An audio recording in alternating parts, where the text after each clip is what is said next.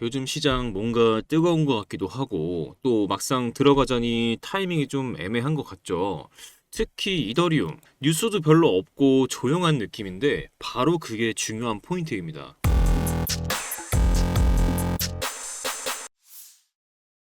안녕하세요. 신조 있는 코인 투자 김신조입니다. 이더리움, 과연 지금 들어가야 할 타이밍일까? 아니면 기다려야 할까?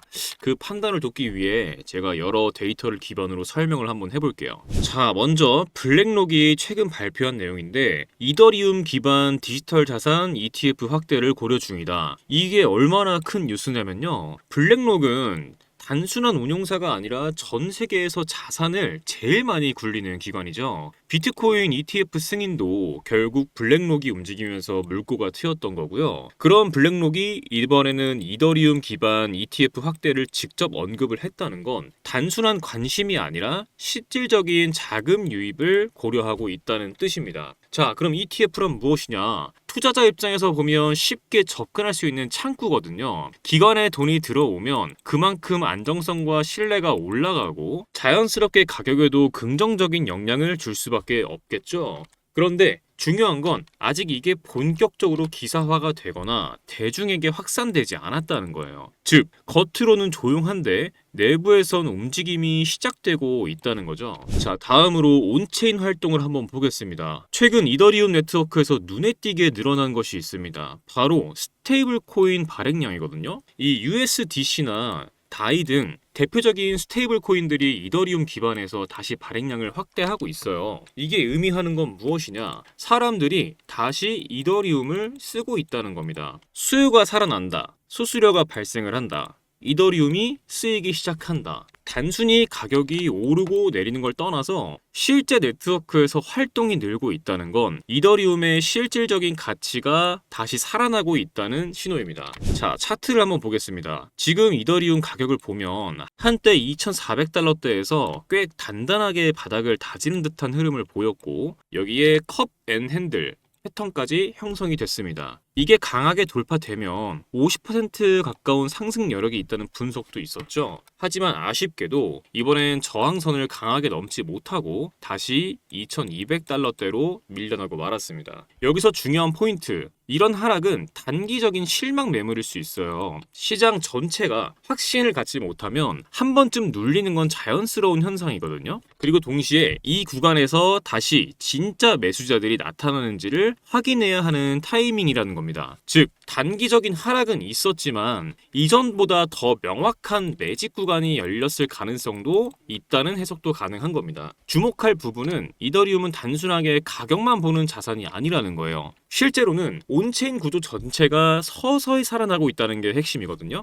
온체인 지갑 분석을 보겠습니다. 최근 일주일 동안 이더리움 지갑 수는 100만 개 이상 늘어났습니다. 특히 이더리움을 1000개 이상 보유한 고래 지갑은 일주일 동안 매일매일 80만 이더리움 이상을 축적을 했어요. 이건 단기 하락을 매수 기회로 판단하는 큰 손들이 다시 움직이고 있다는 증거입니다. 여러분도 잘 아시잖아요. 시장이 조용할 때 움직이는 건 항상 고래와 기관입니다. 이런 고요한 매집기는 항상 뉴스가 없을 때, 시장이 심심할 때 찾아오거든요. 그리고 바로 그 순간 기관과 고래들은 움직이기 시작하죠. 이런 흐름은 과거에도 있었습니다. 비트코인 ETF 승인 직전에도 가장 조용한 시기에 고래 매집이 활발했었어요. 공급 측면을 보면 이더리움은 POS, 그러니까 지분증명 전환 이후에 매년 신규 발행량이 줄어들고 있습니다. 게다가 스테이킹 물량은 계속 올라가고 있고 그만큼 유통되는 물량은 줄어들고 있죠. 그런데 반대로 수요는 어떨까요? 스테이블 코인 확대,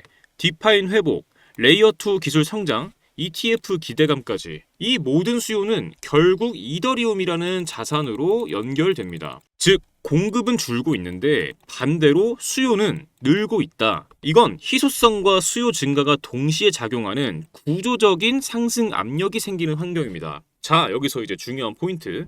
최근 옵티미즘, 아비트럼 등 주요 레이어 2 프로젝트들이 다시 활발히 움직이고 있다는 점. 이거 매우 중요한 포인트거든요. 왜냐하면 이 프로젝트는 전부 이더리움 기반이에요. 레이어 2가 커지면 커질수록 기초 자산인 이더리움의 가치가 더 중요해지는 구조인 거거든요. 쉽게 말해 레이어 2는 마치 고속도로 위에 만든 톨게이트 같은 역할을 하고 그 기반이 되는 아스팔트가 바로 이더리움인 거죠. 쉽게 말하면 이더리움은 단순한 코인이 아니라 전체 블록체인 생태계의 기반으로 작동을 하고 있다는 겁니다. 이처럼 이더리움은 단순한 가격 반등이 아니라 네트워크 전체가 살아나고 있다는 구조적 회복의 시그널을 보이고 있는 상황이거든요. 그리고 이런 조용한 흐름을 먼저 포착한 사람만이 다음 사이클의 주인공이 될 수 있겠죠. 자, 여러분, 저는 여러분께서 종목 하나만으로 시장을 해석하지 마시고 조금 더 넓은 그림을 함께 보셨으면 좋겠습니다. 우리는 지금 법정 통화, 블록체인, 결제 인프라, 자산 시장이 하나로 연결되고 있는 거대한 전환점 위에 서 있거든요.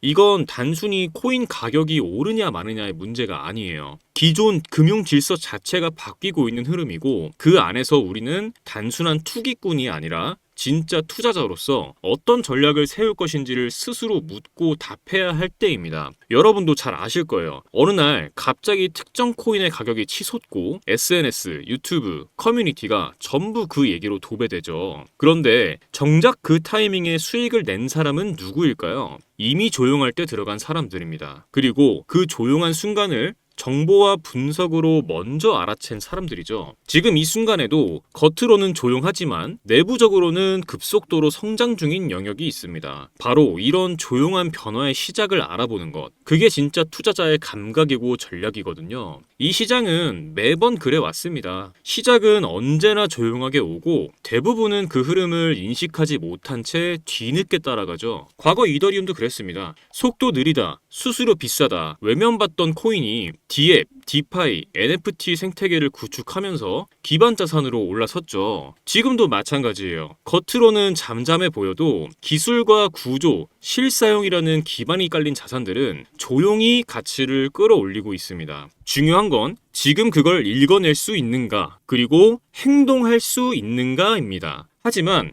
문제는 정보가 너무 많고 그 중에 진짜 필요한 게 뭔지 알기 어렵다는 것이죠. 어떤 뉴스가 단기 반등용인지, 어떤 데이터가 구조적 의미를 갖고 있는지 스스로 판단하기 힘들 때가 많죠. 그래서 제가 그 역할을 대신 해드리려고 합니다. 혼란스러운 시장 속에서 혼자 고민하지 마시고 함께 판단하고 함께 준비하자는 마음으로 정보방을 개설했습니다. 실시간으로 의미 있는 흐름만 추려서 구독자 여러분이 판단하고 전략을 세우시는데 집중할 수 있도록 돕겠습니다. 지금 영상에서 보시는 이 번호, 영상 하단 더보기란에도 적어 두었습니다. 이 번호로 부자라고 문자 남겨주시면 제가 직접 운영 중인 정보방에 초대해 드리겠습니다. 금전 요구 절대 없습니다. 진짜 필요한 분들에게 진짜 정보만 드리겠습니다. 편하게 문자 남겨주시고 정보 얻어가시길 바랍니다. 지금 우리가 함께 보고 있는 이 흐름은 단순한 반등이 아닐 수도 있습니다. 새로운 판이 깔리는 첫 움직임, 그런 흐름이 될 수도 있습니다. 선택은 여러분의 몫입니다. 지금까지 신조 있는 코인 투자 김신조였습니다. 감사합니다.